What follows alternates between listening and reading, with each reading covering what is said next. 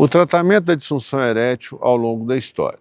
Até os anos 98, 2000, o 9 em cada 10 urologistas que você consultasse iria te dizer que o problema de disfunção erétil era um problema da cabeça, era um problema psicológico.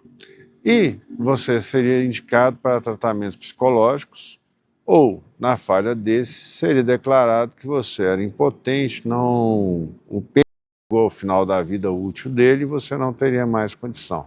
Era algo inevitável, você tinha de aceitar.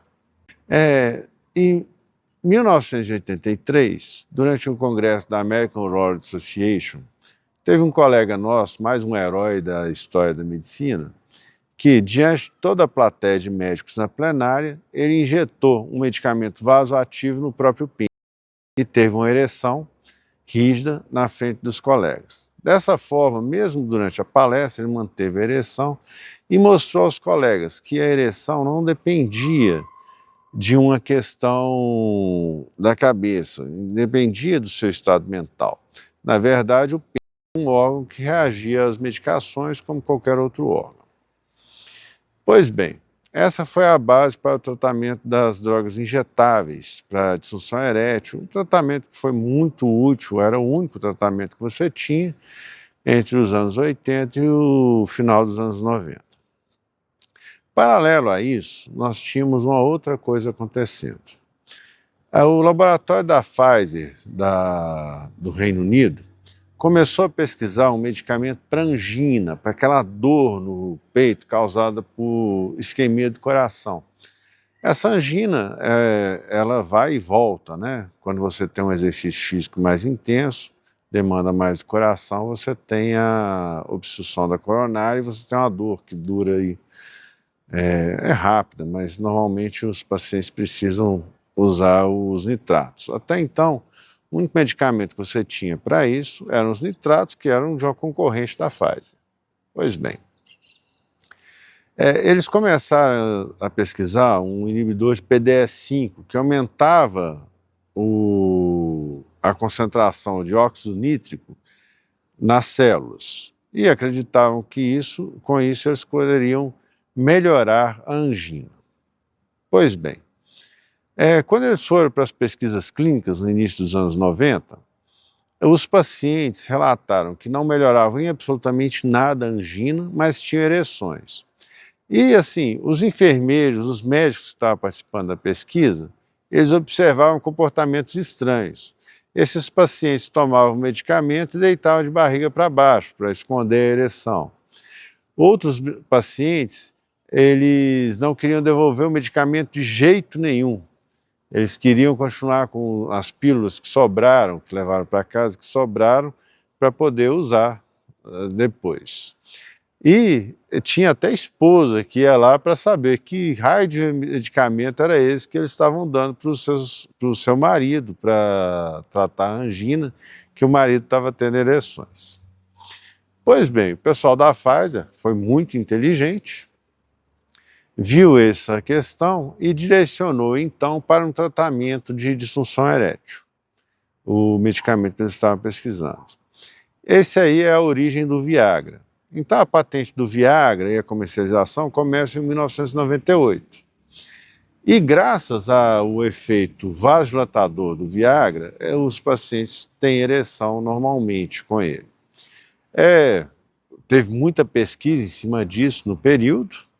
A partir foi uma revolução na medicina, mas a revolução comprovou para a gente que a disfunção erétil não era nenhum problema psicológico, não era fuga vascular, fuga venosa, como também se aventava, era um problema de dilatação da artéria peniana. Isso acontecia por quê? Porque eles queriam que o medicamento agisse no coração, mas a enzima que eles queriam atingir no coração, ela é pouco frequente, mas ela é 40 vezes mais concentrada da PDE5 no pênis, por isso o efeito predominantemente um efeito positivo. Bom, aí nós já conhecemos a era do Viagra, como todo medicamento revolucionário, cheio de lenda a respeito.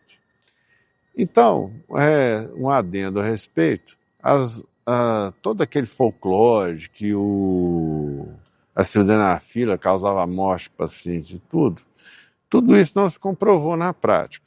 Na verdade, o que acontecia é que, como a sildenafila é um vasodilatador, quando o paciente toma junto com o nitrato, a pressão vai cair um pouco mais.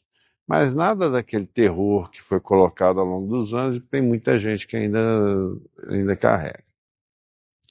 Bom, a partir desse entendimento que a disfunção erétil é uma doença vascular, nós chegamos a diversas pesquisas que mostram o seguinte: quando você tem disfunção erétil, é sinal de que as suas artérias estão obstruindo. As artérias penianas têm entre 1 e 2 milímetros de diâmetro, ao passo que as coronárias, as artérias do coração, têm entre 3 e 4 milímetros. Logo, obstrui muito mais rápido as artérias penianas que as artérias do coração.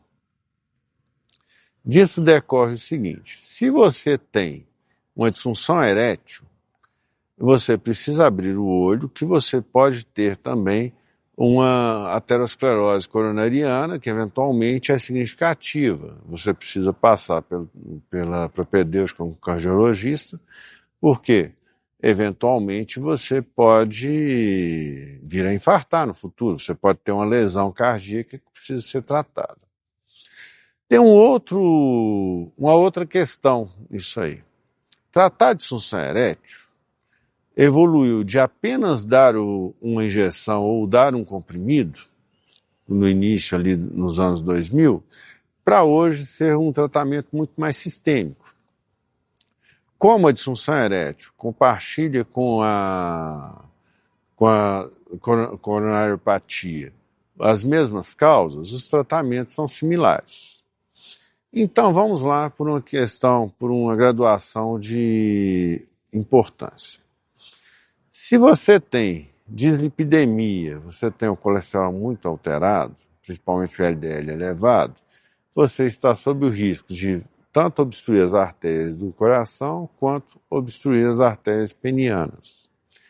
Então essa dislipidemia precisa ser tratada com medicamentos, são as estatinas, e também com alterações de dieta e exercício físico, que são importantíssimos. Todo cardiologista, todo urologista que você for, se você for sedentário, vai te recomendar fazer atividade física. Qual atividade física? Bom, o ideal é um misto de atividade física aeróbica, correr, nadar, caminhar, com atividade física de força, musculação, por exemplo. Tem todas as variações dessa atividade física, mas assim, isso é discutido individualmente. Eu, pessoalmente, na parte aeróbica, eu corro e jogo tênis. E como anaeróbico, como musculação, eu faço musculação mesmo, acho que é a forma mais prática, mais segura de treinar. Mas continuemos. Você também precisa, caso você seja tabagista, você precisa parar de fumar. O cigarro tem uma ação aguda, que é uma vasoconstrição das artérias, ele fecha as artérias. E uma consequência crônica que trabalha na aterosclerose, ele aumenta a lesão do endotélio e aumenta a lesão vascular, consequentemente. Então, parar de fumar é fundamental e tem efeitos bem rápidos. A terceira questão seria o tratamento do diabetes. O diabetes contribui para a aterosclerose, mas também contribui para a lesão do endotélio e lesão dos nervos, a neuropatia diabética. Dessa forma, você vai perder a sua ereção por diversos mecanismos, tanto o mecanismo vascular quanto o mecanismo neurológico. Você perde inervação. E, finalmente, a obesidade. Qual que é o problema da obesidade? A obesidade sozinha é um fator de risco. É um fator de risco similar ao tabagismo para a doença aterosclerótica e para a doença cardíaca, a coronariopatia. Consequentemente, também para a ereção. Todos esses hábitos, eles têm efeito também em um outro problema, que é a produção de testosterona, que eu vou abordar no próximo vídeo. Mas fazendo um resumo aqui, muito importante, qual que é o tratamento ideal para disfunção erétil? Primeiro, se você tem disfunção erétil, o primeiro passo é fazer uma pesquisa de fatores de risco para ver se você não está também prestes a infartar, que é muito mais grave. Então, fazer uma pesquisa cardiológica para ver se essa questão de aterosclerose, como está seu coração. E tratar todos os fatores de risco. Então, se você tem um colesterol elevado, isso precisa ser tratado. Se você tem obesidade, você vai precisar emagrecer. Se você é sedentário, vai precisar fazer exercícios. Tratar o diabetes adequadamente. Tratar adequadamente a dislipidemia, o colesterol elevado. E eu me esqueci de uma coisa, precisa tratar a hipertensão arterial, que também é uma causa de lesão do endotélio. Você tratando tudo isso e tomando a medicação adequada, você vai ter um tratamento de sucesso para a disfunção erétil. Não apenas agudamente, porque de um modo geral, quem começa com disfunção erétil responde muito bem aos comprimidos, aos medicamentos. Só que se você não mudar de vida, essa aterosclerose ela vai progredir e você vai deixar de ter uma resposta adequada com a medicação oral. Pode eventualmente precisar da medicação injetável, que é dolorosa, ninguém gosta muito de tomar injetável para ter ereção. Ou, finalmente, uma prótese. Bom, por hoje é só. No próximo vídeo eu prometo abordar as questões hormonais, a testosterona, e como isso se relaciona também com a disfunção erétil. E vamos continuando aí para poder melhorar a saúde de todo mundo. Muito obrigado, grande abraço para vocês. Obrigado por assistir.